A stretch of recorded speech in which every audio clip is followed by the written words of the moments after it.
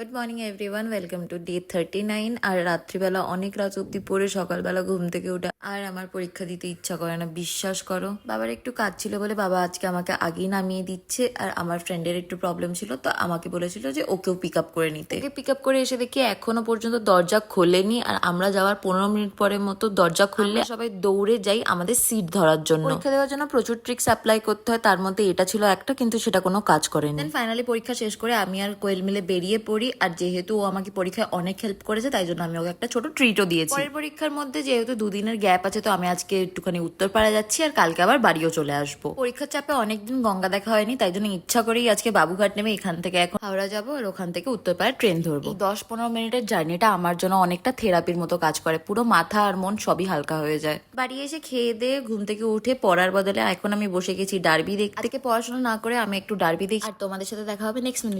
By, subscribe.